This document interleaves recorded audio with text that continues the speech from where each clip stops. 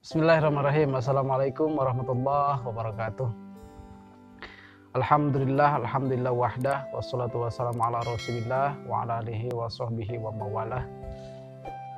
Asyhadu an la ilaha illallah wahdahu la syarikalah wa asyhadu anna Muhammadan abduhu wa rasuluhu alladzi la nabiyya ba'dah. Wa qala Allah ta'ala fil Qur'anil Karim wa huwa asdaqul qailin, a'udzu billahi minasyaitonir rajim. Inna anzalnahu fi lailatul qadr. Al-ayah. Shadaqallahul azim wa shadaqa rasuluhun nabiyul habibul karim wa nahnu ala dzalika minasyahidin wa syakirin walhamdulillahirabbil alamin. Ahibahil kiram rahimakumullah. Alhamdulillah, puji dan syukur kita panjatkan kehadirat Allah yang mana pada kesempatan hari ini kita bisa bertemu kembali. Alhamdulillah di bulan yang masih di bulan yang penuh berkah, yaitu di bulan Ramadan, menginjak tanggal 15 bulan Ramadan, pertengahan bulan Ramadan pada saat ini. Mudah-mudahan kita selalu diberikan kesehatan, senantiasa diberikan kekuatan iman, Islam, untuk supaya puasa kita lebih terjaga dan puasa kita lebih hikmah dari puasa itu kita dapat, sehingga kita menjalankan puasa itu selesai sampai akhir dan puasa kita diterima oleh Allah Subhanahu wa taala. Ahibal kiram rahimakumullah, setelah kita bahas sedikit tentang Ramadan, baik itu pembagian puasa, terus tahapan-tahapan puasa itu apa saja yang tidak terlepas dari bulan Ramadan yang sangat fenomenal dari zaman Rasulullah SAW sampai saat ini, ialah satu malam di mana malam itu disembunyikan oleh Allah, dirahasiakan oleh Allah, yang berada di bulan Ramadan. Sebagaimana kita ketahui dan sebagaimana kita maklumi, bulan itu, hari itu atau malam itu ialah malam Lailatul Qadar. Yang kita fahami dan yang kita ketahui bahwa malam Lailatul Qadar itu malam yang lebih baik dari 1000 bulan. Kurang lebih 1000 bulan itu kalau dikalikan ke tahun, 83 tahun 4 bulan. Jadi barang siapa orang yang beribadah di malam itu, maka orang tersebut diberikan pahala, bahkan disamakan dengan orang yang telah beribadah selama 83 tahun 4 bulan. Kalaupun kita usia sekarang misalkan usia 30, nah 30 diambil dari balik misalkan 15 tahun, kita berarti ditambah 83 tahun 4 bulan ditambah 15 tahun. Itulah total ibadah kita. Kalau kita mendapatkan anugerah dari Allah, mendapatkan malam yang paling mulia di bulan Ramadan, yaitu malam Lailatul Qadar. Lalu mungkin pertanyaannya, dari mana asal mula bahwa malam Lailatul Qadar itu sama dengan 1000 bulan? Jadi pada suatu waktu Rasulullah SAW bersama sahabat menceritakan seorang nabi. Ada yang membicarakan bahwa ada sebagian kaul, ada yang berpendapat bahwa beliau itu adalah seorang wali yang diutus kepada Bani Israel. Beliau adalah Sam'un al-Ghazi. Jadi Sam'un al-Ghazi itu ada yang mengatakan seorang wali, ada juga yang mengatakan seorang nabi yang memang kesehariannya ditugaskan untuk berperang.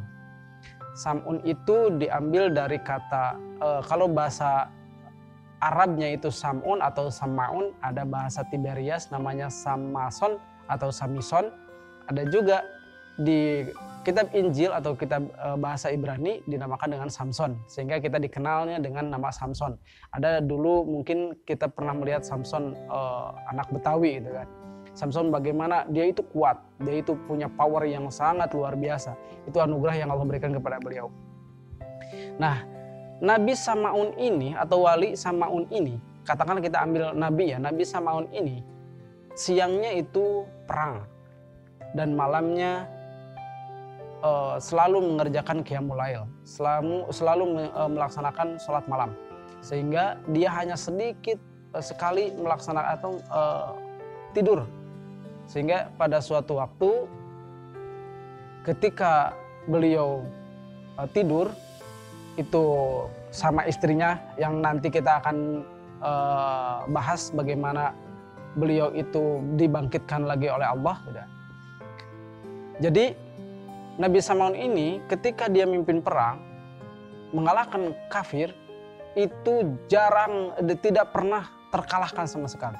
Dan tidak pernah orang kafir bisa memenangkan pertarungan atau peperangan bersama Nabi Samaun, mengalahkan Nabi Samaun. Sehingga dibuatlah trik licik untuk mengalahkan Nabi Samaun.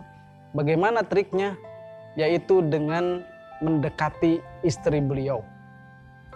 Jadi istri beliau dikasih harta yang banyak, dikasih pakaian yang bagus, diberikan makanan yang cukup. Itu disuplai setiap hari, disuplai setiap minggu. Sehingga dibuatlah kesepakatan untuk membunuh Nabi Samaun. Pertama si raja kafir itu memberikan kepada istri Nabi Samaun itu tali yang kuat. Akhirnya Nabi Samaun ketika tertidur diikatlah oleh si istrinya itu. Kemudian ketika bangun, apa yang terjadi? Kata Nabi Samaun.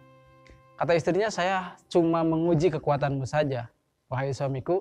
Ternyata tali yang kuat itu hanya digerakkan badannya itu putus semua.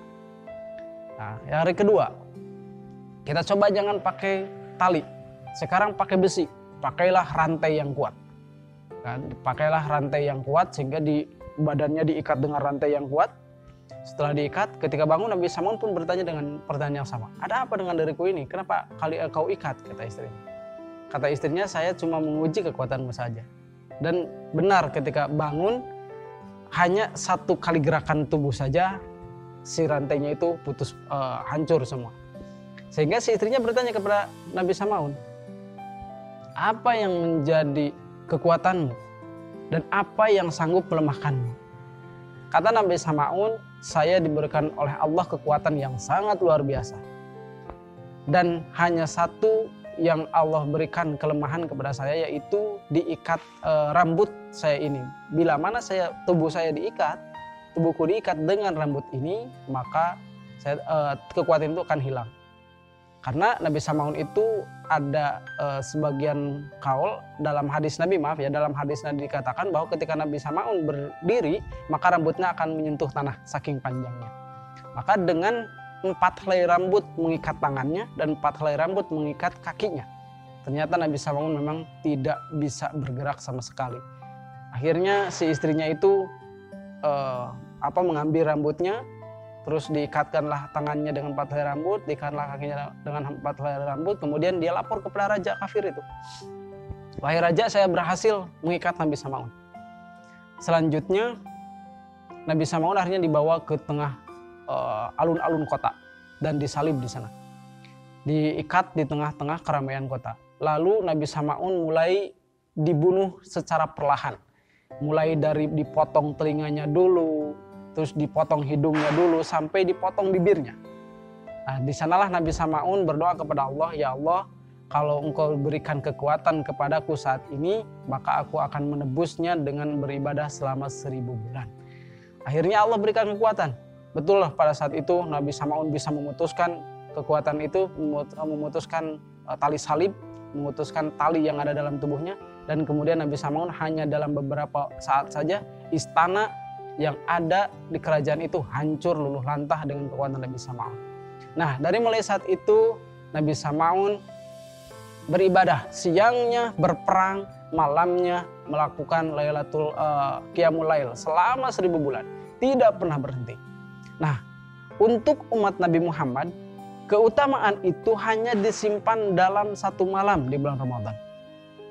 Lalu tanggal berapa gitu kan? Terus malam apa? Ada yang mengatakan Lailatul Qadar itu disimpan setiap tanggal ganjil, tanggal 1, tanggal 3, tanggal 5, tanggal 7 dan seterusnya. Ada yang mengatakan juga bahwa Lailatul Qadar itu Allah turunkan tepat pada malam 17 Ramadan. Kenapa tanggal 17?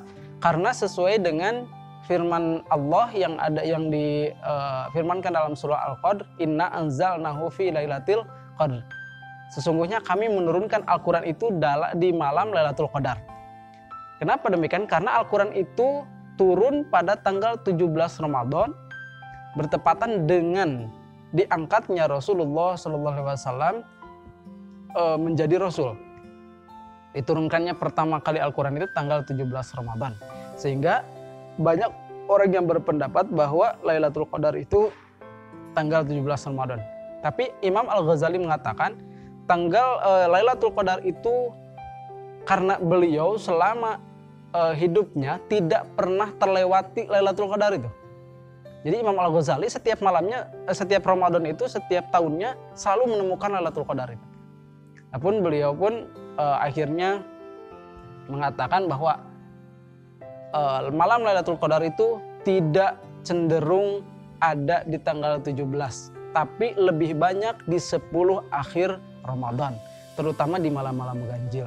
Oleh karena itu, kenapa Allah rahasiakan supaya kita lebih hati-hati lagi dari mulai tanggal pertama Ramadan, apalagi sekarang sudah masuk di pertengahan Ramadan, dan insya Allah mungkin beberapa hari lagi kita akan memasuki 10 akhir Ramadan. Dan itu Allah berikan satu malam yang sangat rahasia. Barang siapa yang beribadah pada malam itu, siangnya puasa, malamnya beribadah kepada Allah, maka dia akan diberikan pahala sebanyak 83 tahun 4 bulan. Oleh karena itu, saya mengajak kepada ikhwan semua di sisa Ramadan yang mungkin tinggal hitungan hari lagi, sekitar 14 atau 15 hari lagi. Mari kita tingkatkan keimanan kita, tingkatkan kualitas ibadah kita, terkhusus di bulan Ramadan ini, baik sholat kita, baik amaliyah, saum kita, baik akhlak kita, perkataan kita, dan perbuatan kita, sehingga apapun yang kita lakukan mendapatkan ridho dan maghfirah Allah Subhanahu wa Ta'ala. Itu saja yang mungkin bisa saya sampaikan ikhwah pada kesempatan hari ini. Mudah-mudahan bermanfaat, bermaslahat untuk semua, dan mudah-mudahan menjadi ilmu untuk bekal kita menghadapi di sisa bulan Ramadan ini. Adapun ada kesalahan, salah-salah kata itu mutlak dari kesalahan saya pribadi. Hadanallahu wa iyyakum ajmain. Usi wa nafsi wa iyyakum bittaqwallah. Akhirul kalam. Wassalamualaikum warahmatullahi wabarakatuh.